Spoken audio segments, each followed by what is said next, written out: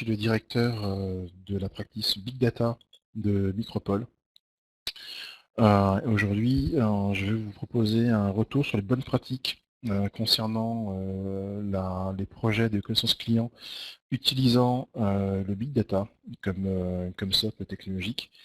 Et on va voir ensemble les différentes problématiques sur lesquelles nous sommes tombés, les bonnes pratiques en matière de développement, et surtout la gestion de la gouvernance, qui est en général le parent pauvre des projets qui se font autour des sujets de connaissance client. Donc très rapidement, juste 2 slides sur le groupe Micropole. Nous sommes un peu plus de 1100 collaborateurs dans le monde. Nous sommes présents en Europe et en Chine. Nous accompagnons les sociétés françaises qui souhaitent se développer localement. Nous sommes présents dans 6 pays en tout. Nous avons 8 sites en France et 3 sites en Chine. Micropole dispose de 3 grands métiers. Le premier est la transformation digitale, qui est donc la partie métier sur les projets de connaissance client, justement. Donc nous travaillons avec notre filiale qui s'appelle Wide et qui dispose de l'ensemble des sachants métiers autour des sujets digitaux. L'activité historique de Micropole, le pilotage de la performance et en fait tout ce qu'on appelle le pilotage de l'activité stratégique et opérationnelle, constitution de tableau de bord, plus globalement tout ce qui est reporting, dashboard et BI. Ça c'est le métier historique de Micropole. On le fait depuis 1987.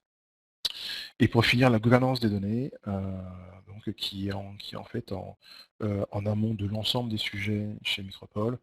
Et le big data vient justement en transverse sur les 3 sujets. Donc aussi bien la transfo digitale, le pilotage de performance et gouvernance des données.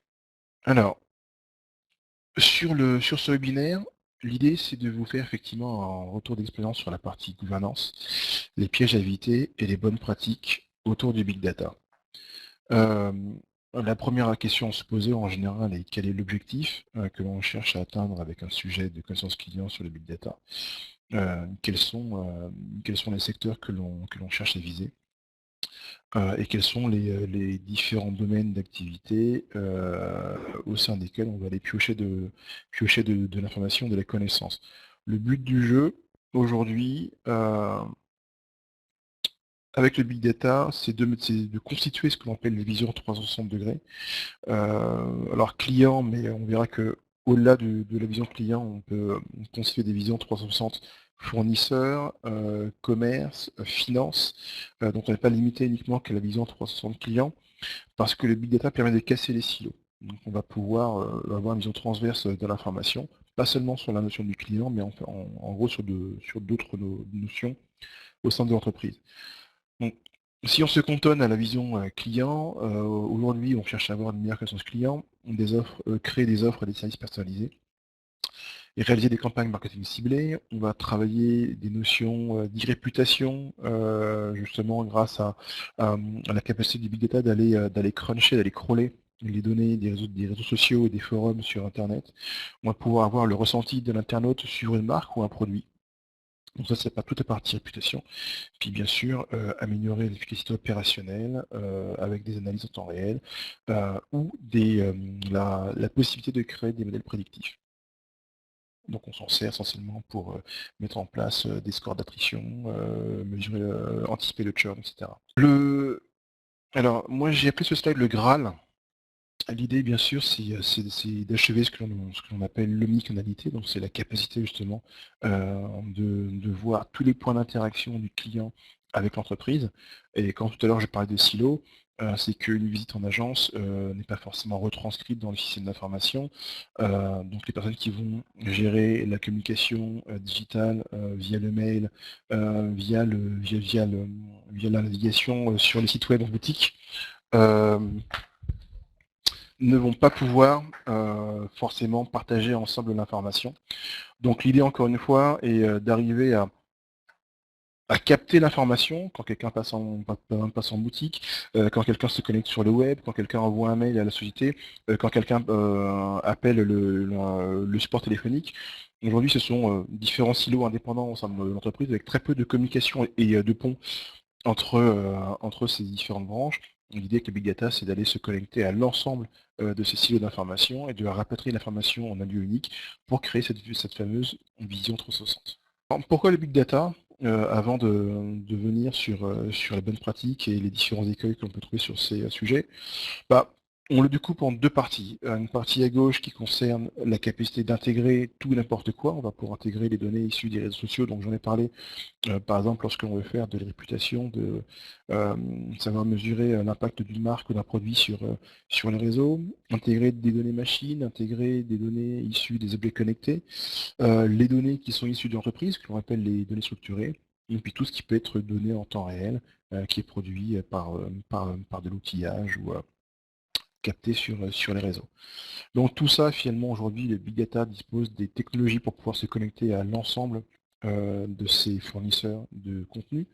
On va aspirer le contenu, le mettre dans un silo unique qui permet de pouvoir avoir l'information à un seul endroit, donc créer cette fameuse vue 360. Derrière, l'idée, c'est quand même de rendre la donnée activable, donc de créer des tableaux de bord, créer des analyses prédictives, statistiques, créer des modèles, créer une nouvelle génération de services, créer des visions 360, etc. Donc, le Big Data apporte cette capacité que l'on n'avait pas avec les systèmes d'information avant, qui est de pouvoir se connecter et d'intégrer tout n'importe quoi, puisque les données qui sont captées par le big data sont stockées telles quelles, dans leur format brut d'origine, n'ont pas besoin d'être retraitées, comme on sait le faire si bien aujourd'hui avec les outils de business intelligence et de reporting. On n'a pas besoin de retravailler l'information pour pouvoir la lire et la traiter, on la stocke de façon brute et le big data est capable d'en tirer de la valeur. Donc comme je le disais, on intègre tout n'importe quoi. On va pouvoir stocker bien sûr des volumes de données qui sont beaucoup plus larges que ce que l'on stocke aujourd'hui dans les bases de données classiques. On va pouvoir donc effectuer des analyses plus fines. Alors si je prends le cas des études statistiques, aujourd'hui on se base essentiellement sur des échantillons et en fait on utilise des fonctions de calage sur marge qui permettent en fait de redresser un échantillon, de dire que même mon échantillon est représentatif de toute la population française lorsque l'on fait un sondage qui concerne l'ensemble des Français. Avec les big data, on va pouvoir réaliser des analyses qui sont beaucoup plus fines, puisqu'en fait, on sera sur la totalité des données et non pas juste sur une partie de l'échantillon. Donc, on va pouvoir aussi rendre la main au métier, c'est-à-dire qu'on va laisser le métier accéder à ce puits de données que l'on aura constitué avec l'ensemble des données que l'on aura rapatriées grâce au big data. Et le métier sera indépendant pour pouvoir aller choisir les données dont il a besoin et ensuite les travailler avec les différents outils disponibles au sein du big data. Et ces projets sont très importants, sont très intéressants. Nous les menons aujourd'hui chez Micropole dans différents secteurs d'activité, sur différents sujets, différents cas d'usage. Maintenant, on a commencé comme tout le monde, on a commencé en marchant. On a appris en marchant, on a aussi trébuché, on s'est relevé. Et ce que je vous livre ici, finalement, c'est l'expérience de Micropole sur ce type de sujet. Sur finalement ce qu'on n'a pas forcément vu venir, ce qu'on n'a pas forcément anticipé, ce qu'on n'a pas forcément géré au démarrage de ces projets, et qui maintenant font partie intégrante de la démarche de Micropole sur ces projets. On a 9 enjeux importants sur la façon dont on mène les projets de Big Data autour de la thématique de la connaissance client. La première, qui est la plus importante, est la partie réglementaire et conformité. Donc c'est tout ce qui est la dimension gouvernance des projets, souvent minimisée, souvent mise de côté, parce qu'on imagine toujours que la gouvernance va être un frein en projet. Non, pas du tout. Si on prend la gouvernance trop tard, on risque d'intégrer des éléments comme des éléments réglementaires comme ceux de la CNIL dans un projet qui part en production et effectivement retarder la mise en production du projet. Donc la gouvernance, c'est quelque chose qu'il faut prendre en compte dès l'amont du projet. On a la problématique liée à la disponibilité effective des données. C'est parce que la donnée, on la voit et qu'on y a accès, qu'on peut facilement la récupérer. Donc ça, on va traiter aussi ce sujet. Il y a la maîtrise du format des données. C'est bien de dire que l'on peut récupérer tout type de données, les mettre dans le big data. Le problème, c'est qu'il faut ensuite des compétences pour pouvoir faire parler ces données. La disponibilité des acteurs en charge de vous fournir les données. Alors ça a l'air, c'est très lié au point numéro 2 qui est la disponibilité effective des données. À un moment donné, il va falloir, une fois que les données sont identifiées, il faut identifier les personnes qui seront à même de vous la communiquer. Et j'ai un slide dans lequel j'explique que ça peut pas être une évidence, mais c'est pas forcément si facile que ça si l'action n'a pas été anticipée au départ. Anticiper la volumétrie, on peut stocker tout et n'importe quoi, c'est très bien, mais derrière, il faut savoir correctement dimensionner les plateformes qui permettront, les plateformes qui permettront de gérer cette volumétrie. Ensuite, savoir comment modéliser la structure d'accueil des données. Toujours dans la même logique, on peut penser que je prends et je mets tout en vrac dans le big data.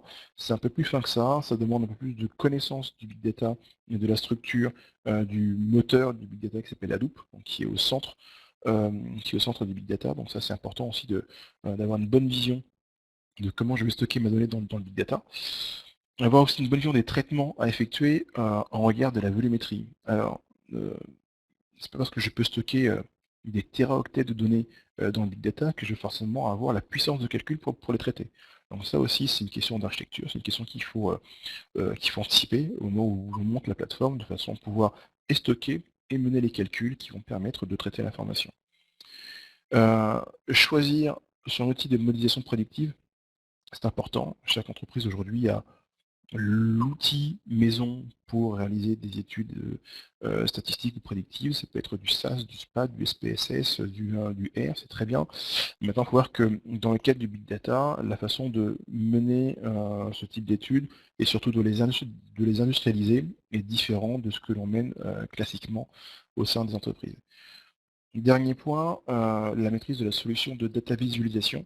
Donc on a un certain nombre d'applications de reporting disponibles dans les entreprises, du BO, du Cognos, du Qlik, du Tableau, et j'en passe. Le problème est qu'aujourd'hui, quand ces applications se connectent à une base de données, la volumétrie elle est plutôt petite, les bases et les tables, enfin les bases de données auxquelles les accès sont préparés à l'avance. Or, sur le big data, on risque d'avoir besoin ou de vouloir se connecter à beaucoup de données avec une forte volumétrie, et ces outils ne sont pas forcément adaptés aux fortes volumétries. Donc l'idée, c'est justement de voir comment on peut se préparer, et comment on peut choisir le bon outil pour pouvoir gérer la totalité du gisement de données que l'on aura constitué au sein du big data. Donc voilà en gros pour les 9 enjeux qui nous paraissent clés et qui font partie de ce qu'on appelle le cadrage des projets big data. Qui nous permettent justement d'appréhender avec le client l'ensemble des actions qu'il faudra mener pour pouvoir mener à bien le projet. Sur la gouvernance, on a des enjeux qui sont extrêmement forts. Qui dit projet lié à la connaissance client dit client. Qui dit client dit données privées, et qui dit données privées dit CNIL et organisme de protection des individus et des citoyens. Donc on a en France la CNIL, il y a des réglementations européennes qui sont en train d'arriver et qui ont pour but de protéger le citoyen et de cadrer ce que font les entreprises, justement avec du big data, pour être sûr que l'on pourra respecter un certain nombre d'éléments concernant la vie privée ou les données de santé des citoyens ou des clients dont on récupère les informations pour les traiter, pour essayer d'en tirer des modèles ou de la valeur. Donc ces éléments-là doivent être cadrés en amont. Il faut aussi avoir les personnes dans l'entreprise qui sont sensibilisées à cette action. Alors là, quand je parle de CNIL, je parle d'éléments de régulation extérieure à l'entreprise. Je parle donc de tout ce qui est régulateur européen et autres, mais on a aussi des régulations qui sont internes à l'entreprise. Donc c'est tout ce que l'on va appeler la partie compliance. Quand nous travaillons dans le secteur bancaire, on a des restrictions comme par exemple ne pas faire apparaître les numéros de carte de crédit dans les bases de données. Attention, c'est une règle générale, mais dans la banque plus qu'ailleurs, dans la banque on en parlera de revendre l'information client. Donc souvent on dit qu'avec le big data on peut monétiser l'information, et dans d'autres secteurs d'activité comme l'automobile, on monétise l'information client. Dans la banque, on s'interdit de monétiser l'information du client. Ce n'est pas une réglementation CNIL ou européenne, c'est une réglementation en général que l'on constate au sein des entreprises. Donc tout projet Big Data qui à un moment donné va être amené à brasser des données clients, il doit se conformer à l'ensemble des régulations. Encore une fois, il faut avoir une bonne vision de ce que l'on fait avec les données clients en amont des projets, pour ne pas justement mettre en péril un projet qui arriverait ou qui serait sur le point d'entrer en production. L'autre particularité de la gouvernance est tout ce qui concerne la sécurité des données. Et la sensibilité des données, donc ça on le voit nous en général sur le projet, quand on est amené à intégrer des bases marketing.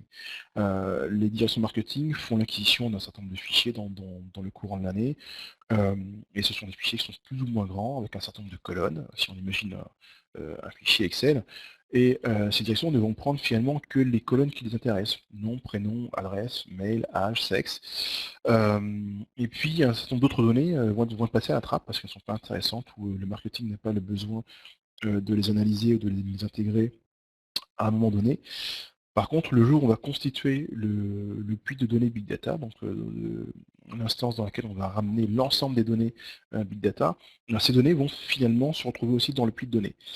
Le problème est que le marketing n'aura finalement utilisé que les données qui l'intéressent, mais se retrouveront dans le Big Data d'autres données qu'il n'a pas forcément analysées, qu'il n'a pas forcément vues. On peut imaginer un fichier qui fait 130 colonnes, et les équipes marketing sont vraiment concentrées sur les données dont elles avaient besoin.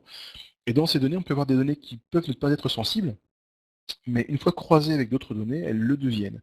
Donc la gouvernance, c'est aussi savoir en gros quelles sont les données sensibles pour l'entreprise, et se dire que, attention, on ne peut pas tout faire tout n'importe quoi avec du big data, même si on a cette possibilité de pouvoir croiser, modifier, corréler, créer des modèles. À un moment donné, il va falloir être précis et savoir exactement ce que l'on peut faire, et qui peut faire quoi sur la plateforme, pour pouvoir justement travailler avec ces données. Donc la gouvernance, point clé des projets big data, que l'on soit sur la notion de données liées à la connaissance client ou sur d'autres sujets, on a besoin de traiter la partie gouvernance et sécurité des données dans les projets de Big Data. Donc ça, c'est le premier point. Le second point, c'est la disponibilité effective des données. C'est pas parce qu'on utilise des données tous les jours, au quotidien, que l'on sort des analyses, des tableaux de bord, des études, que l'on va pouvoir facilement récupérer ces données. Donc ça, c'est un vrai retour d'expérience, hein. C'est l'écueil que l'on a sur énormément de projets.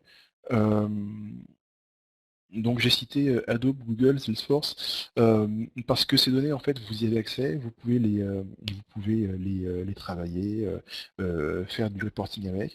Maintenant, lorsque vous avez besoin de tout rapatrier au sein de l'entreprise pour pouvoir euh, faire vos propres traitements, vos propres études, vos propres analyses, vous allez souvent vous rendre compte qu'en fonction du contrat que vous avez souscrit avec Google, ou du moins avec les brokers qui fournissent l'information de Google, Salesforce ou Adobe Omniture, il peut devenir compliqué de récupérer l'information que vous aviez euh, exprimée dans votre expression de besoin. Quand on vous a dit on va lancer un projet qui va traiter tel type de données, il s'avérera que ce sera très compliqué de récupérer les données, et que l'on peut perdre beaucoup de temps en fait à renégocier avec ces acteurs, parce que finalement exporter les données peut devenir une action payante euh, et accès rémunératrice pour ces éditeurs, et donc ils vous font payer le tarif fort quand vous voulez récupérer la donnée de détail.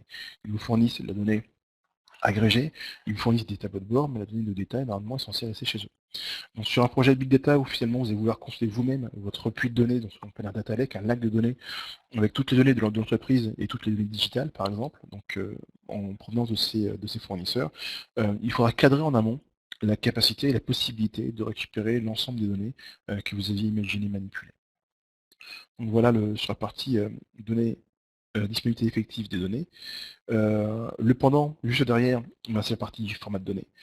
Donc, des données de navigation, enfin des données Google, quand vous les voyez dans BigQuery ou dans d'autres applications du monde Google, ou dans les plateformes Omniture, elles sont relativement simples à manipuler. Ce sont des indicateurs qui sont simples, que vous positionnez dans des rapports. Lorsque l'on est capable, et lorsqu'on s'est mis en capacité de récupérer l'ensemble de ces données d'un point de vue granulaire, très fin, pour constituer son propre data lake, son propre gisement de données, on va se retrouver avec des données qui n'ont rien à voir les unes avec les autres, essentiellement des données de log. Si par exemple on veut faire de l'analyse du parcours client, savoir exactement par quel point d'entrée va rentrer mon client, par où il ressort, est-ce qu'il a constitué un panier, est-ce qu'il a validé, est-ce que c'est son premier panier. Donc toute cette navigation sur le site web, donc toutes les pages par lesquelles il passe, constitue le parcours client sur un navigateur. On peut aller encore au-delà et apporter de l'omnicanalité, donc c'est ce que l'on a fait pour l'un de nos clients, qui nous posait la question, est-ce que nos clients lorsqu'ils abandonnent des paniers, ne passent pas finalement en magasin pour finaliser leur commande, leur achat. Donc il a fallu effectivement alimenter les données de log, donc de navigation sur le site web, et récupérer les données de visite en magasin et les tickets de caisse, pour savoir en gros finalement si un panier n'a pas été constitué sur le web, finalement abandonné, mais parce que la cliente s'est déplacée au magasin et a finalisé son acte d'achat, ou vice-versa. Donc les données de log et les données de tickets de magasin et les données de visite en magasin n'ont rien à voir les unes avec les autres, elles sont toutes dans des formats propriétaires, dans des formats différents. Donc cela nécessite d'avoir des outils de type Data Discovery qui vont, quand ils le peuvent, automatiquement détecter tout seul le format de données et mettre la donnée en forme. Sinon, il vous faudra le bon sachant, la personne qui saura effectivement découper l'ensemble des traces de visite sur le site web pour pouvoir les organiser avec la date de visite, le type de page visitée, le temps où l'internaute est resté sur la page, etc. Donc ça demande une certaine maîtrise, et lorsqu'on alimente beaucoup de données, on va aller chercher des données chez Facebook, chez Twitter, on peut ramener des données machines issues des objets connectés. Donc ça demande une très grande maîtrise finalement des différents formats de données pour pouvoir les corréler ensemble, les mettre en forme et les faire parler. Donc la maîtrise des données, c'est aussi un point de vigilance, normalement que l'on cadre, encore une fois, en amont des sujets, de façon à être sûr que l'on aura les bonnes personnes, ou du moins les bons outils, qui sont pour faire parler les objets, les données. Directement lié à la capacité de récupérer les données et de pouvoir intégrer et gérer les bons formats de données, on va avoir la disponibilité des acteurs. Alors ce que je cite dans ce slide, c'est quelque chose qui nous est arrivé, où on voyait une donnée, on voyait la table correspondante, et on s'est dit, mais on n'a qu'à récupérer les données qui sont dans la table. Le problème, c'est que cette table n'avait qu'un historique de 6 mois, et on avait besoin de récupérer 3 ans d'historique. Or, cette table était construite. Elle était construite à partir de différentes données au sein de l'entreprise, avec différents acteurs qui intervenaient dans la construction de données que l'on voulait récupérer. Donc, avoir l'historique sur 6 mois, c'était facile. On se connectait à la base de données, on récupérait les 6 mois. Par contre, avoir les 3 ans, il a fallu mobiliser un certain nombre de personnes qui chacune est responsable d'une partie des données pour pouvoir reconstituer la donnée dont on avait besoin sur une période de 3 ans.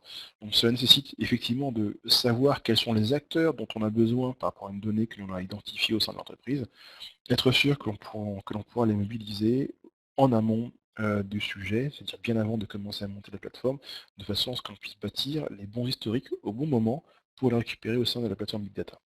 Toujours lié, on a vraiment un fil conducteur, un fil rouge, hein, donc une fois qu'on a identifié les données, les formats, les acteurs, on va forcément avoir la volumétrie attendue.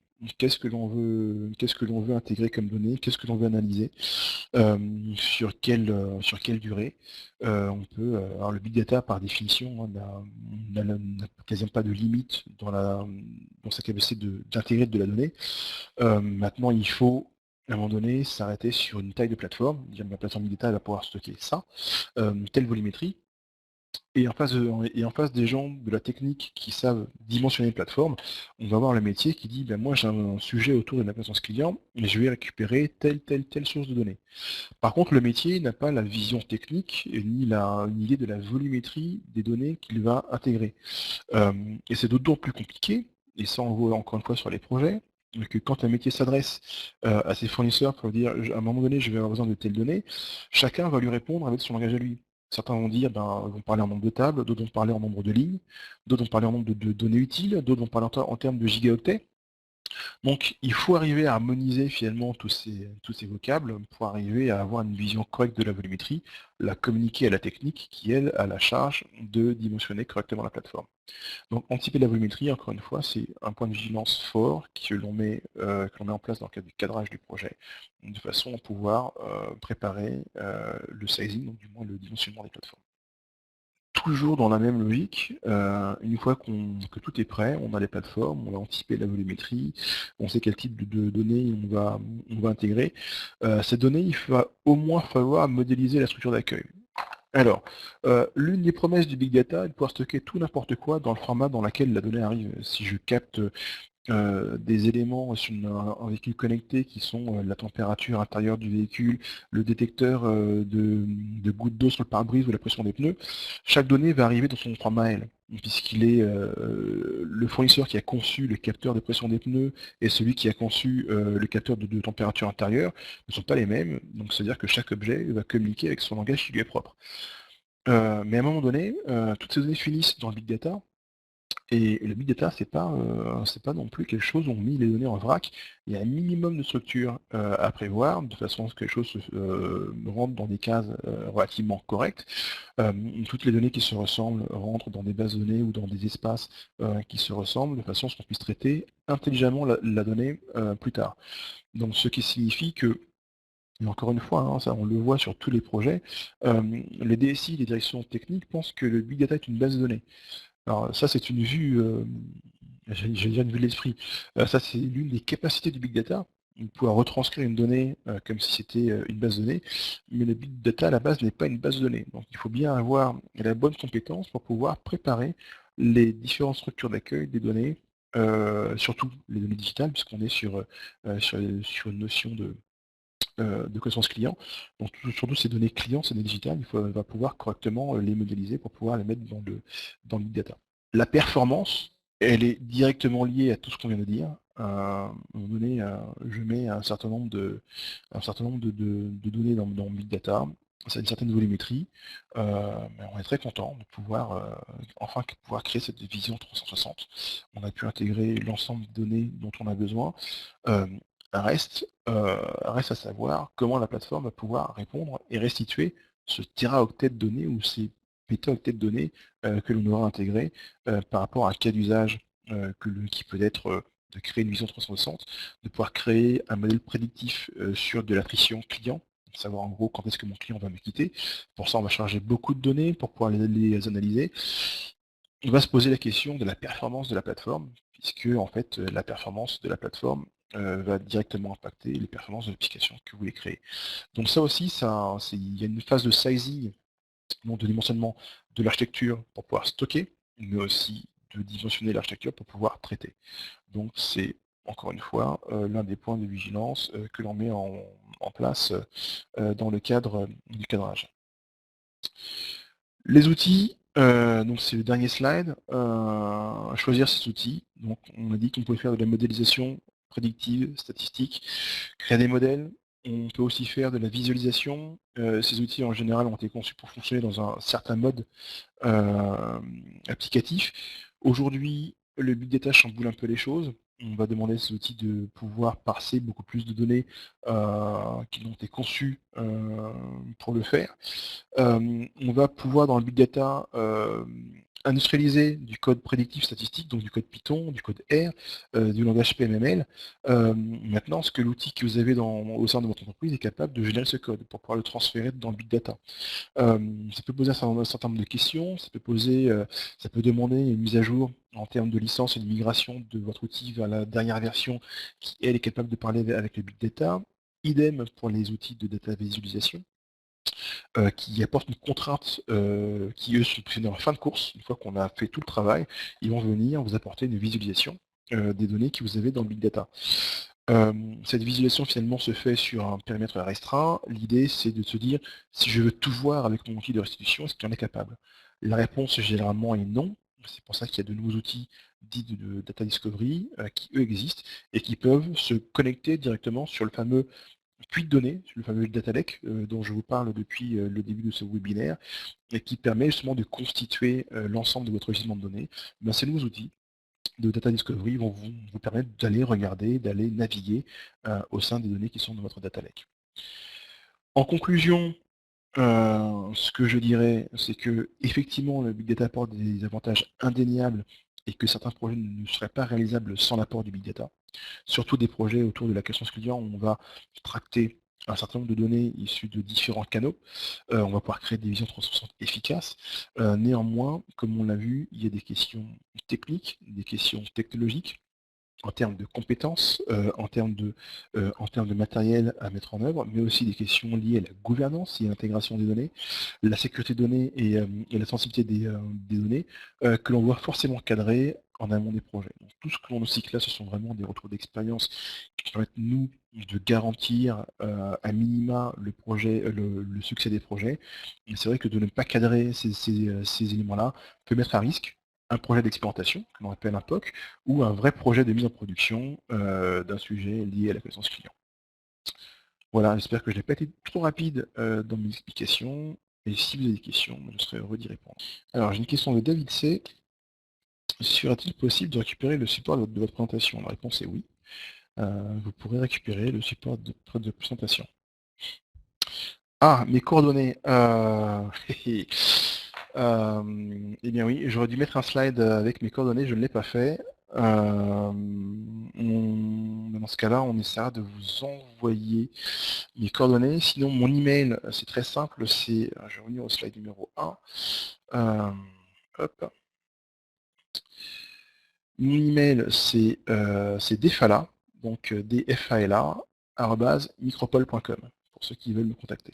Une question de Moïse M. En résumé, quelle serait la bonne méthode d'un projet Big Data? Il n'y a pas de bonne méthode, il y a des best practices. Parce qu'en fonction du sujet que l'on veut traiter, là on a vu qu'on était sur un sujet de connaissance client, enfin lié à la connaissance client, où on va être amené à se connecter à beaucoup de sources de données issues du monde digital, donc c'est un cas de figure particulier, mais on peut être aussi dans un monde de la finance. Aujourd'hui je suis sur un projet autour de la finance où justement on est en train de régler des problématiques réglementaires autour de la norme BCBS 239, où on applique en fait d'autres bonnes pratiques, d'autres règles projet pour pouvoir mener ce projet. Mais globalement, les 9 points que j'ai cités dans le cadre de ce webinaire sont vraiment, on va dire, les 9 commandements de base pour bien démarrer, pour bien penser un projet Big Data. Pouvez-vous écrire dans la zone de chat? Je vais essayer d'écrire dans la zone de chat. Voilà, je vous ai mis les coordonnées pour ceux qui veulent me contacter. Merci à Moïse M. Alors, j'ai une question de Jean-Michel. Alors, si Jean-Michel pouvait réécrire sa question, parce que je n'ai pas vraiment compris la question de Jean-Michel. J'ai mis mon téléphone, si vous voulez me joindre, aussi dans la zone de chat. Question de Jean-Michel. Où êtes-vous situé? Alors, nous sommes à Levallois. Alors, je vais remettre le slide. Donc, nous sommes nous sommes situés à Levallois, mais nous avons un certain nombre d'agences en France, donc Aix-en-Provence, Lille, Lyon, Nantes, Rennes, Sophia Antipolis et Toulouse. Et bien sûr présent en Belgique, en Chine, au Luxembourg, aux Pays-Bas et en Suisse. Pour ma part, je suis à Levallois à Paris. A priori, je n'ai plus de questions. Si, une question de Raphaël V. Merci à Raphaël. Je pense qu'on... Merci à Jean-Michel. Si on n'a plus d'autres questions, je pense qu'on va pouvoir clore ce webinaire et on va mettre à disposition les slides pour que vous puissiez les télécharger. Merci à tous.